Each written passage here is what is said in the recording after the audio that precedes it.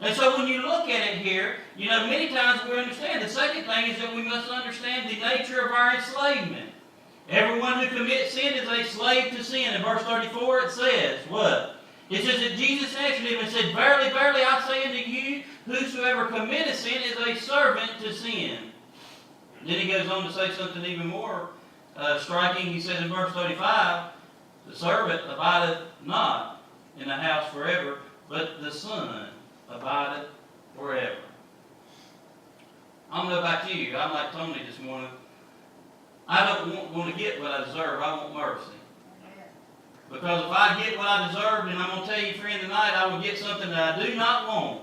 Because, hey, I'm going to tell you tonight that I would be one of the crispiest. I'm going to tell you I'd be right down in the center of a place called hell. But I didn't get what I deserved. Hey, grace, gave me something, far greater than any man, any device, any church, anything could ever give me. I'm going to tell you, he gave me salvation.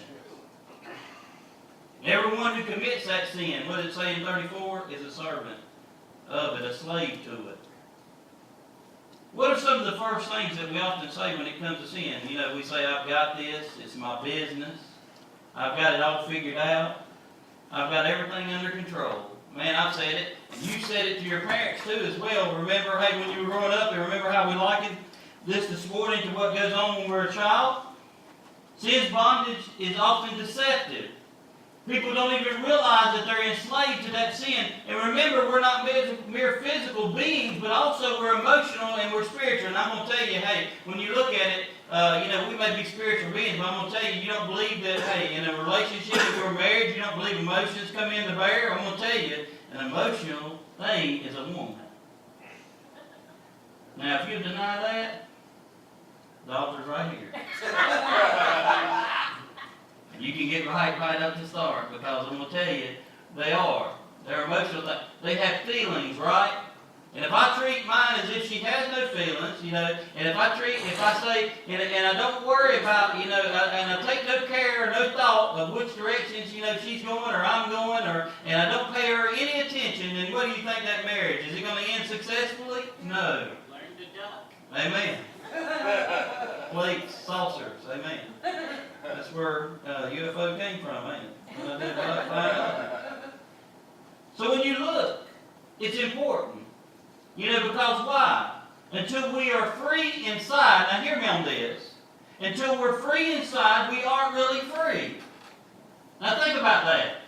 You can be free. I'm free. I can stop preaching right now. I could walk out the door. I could get in my car and I could go to the house. I'm just totally free to do that. There is nothing, absolutely nothing that would stop me doing it. Now, would that be in God's will? Well, maybe so, maybe not. It just depends. If the Lord told me to shut up and get out, go and get in my car and go home, then I'd be totally within what God wanted me to do.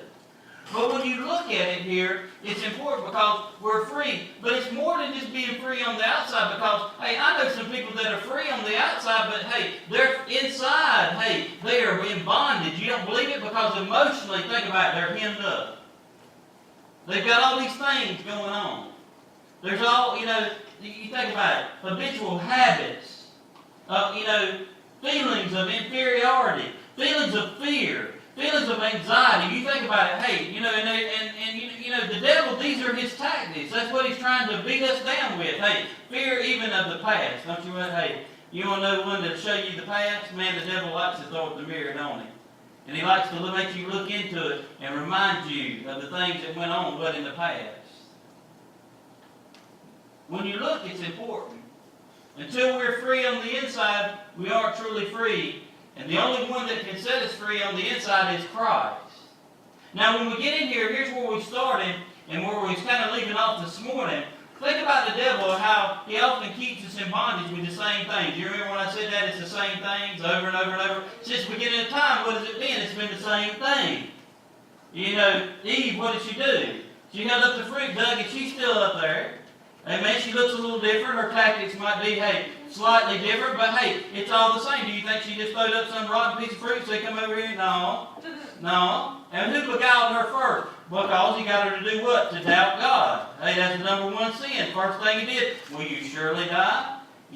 Now, did she die right there at that moment? No.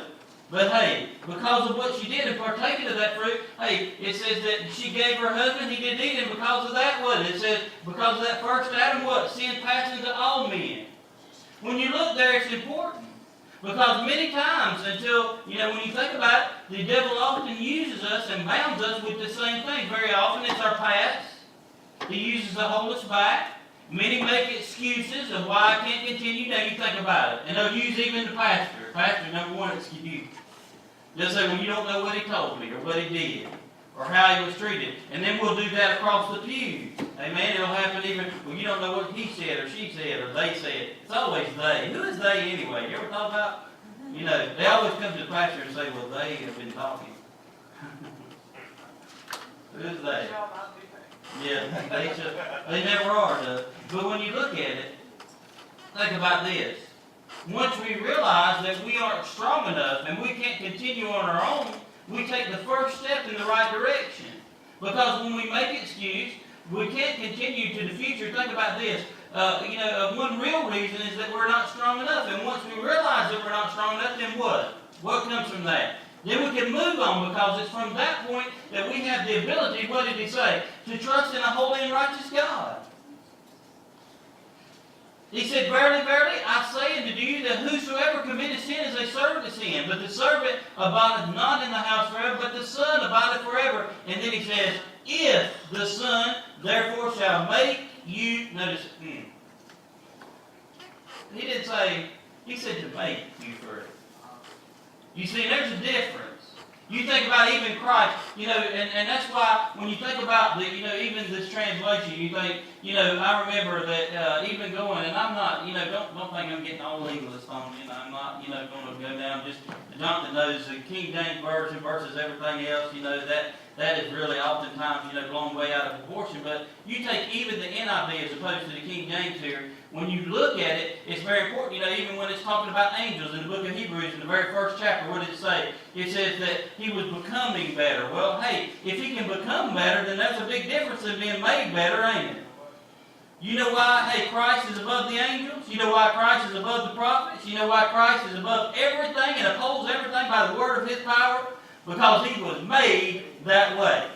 And my friend, tonight, I'm going to tell you that if you are in Christ, if you've been saved, if you've been blood bought, blood washed tonight from the top of your head to the bottom of your feet, it's not because of anything you did, it's because you've been made that way. I don't know about you, but I like that. I start to get excited when I think about being made. God has put something inside of me. It's not my righteousness anymore, but it's the imputed righteousness of Christ that's been placed inside of me. And that's what has brought about a change, because, you can't travel down those same roads. You can't do the same things. You can't think about the same things. Your heart don't dwell on the same things. You don't have the same desire if Jesus is in your heart. It just don't happen. And I would say to you tonight that if there's some things that are in your life that don't line up, because notice what he says there. The servant, he said, whosoever it committeth sin is a servant to that. If sin reigns in our hearts and in our bodies, then we got to check up even on our own salvation. Amen? Because, when you look at it, maybe that old sin man has died back in Romans 7. In parts of chapter 8 it talks about it. But I'm going to tell you, those desires that old sin man had, they're left behind. You still got to deal with it. But Christ has given us a spirit and a strength to be able to continue. What does he say? If the Son therefore shall make you free, it says you shall be. Well, what a promise. What a promise that is, that ye shall be free indeed. Not just with word, because I get, all the time I hear, what is it? I'm free. I'm free. You ever notice, did you ever look at somebody that continuously says, I'm free, I'm happy, but they're not happy. Man, I know they say, well, I'm happy, joyous, and free. And when you look at it, inside, on the outside they look miserable, they look, put down, they look depressed, amen? You know how, those people, we've said it before, what do we say? How's it doing, brother? It's bad. And it's getting worse. All the time. No. I may go through some rough road. And I may hit some bumps. But I don't know about you, but my word said I'm a conqueror through Christ. And when you look at it, it's important that we note that because, hey, once we realize that we aren't strong enough, we can continue, and we can't continue on our own. The first step in the right direction, that we can trust in the holy and righteous God. Only Christ can liberate us from the things that enslave our soul and our spirit. Only Jesus can set you free from those things. Only Him, because the third thing is that we must understand, the forms of enslavement.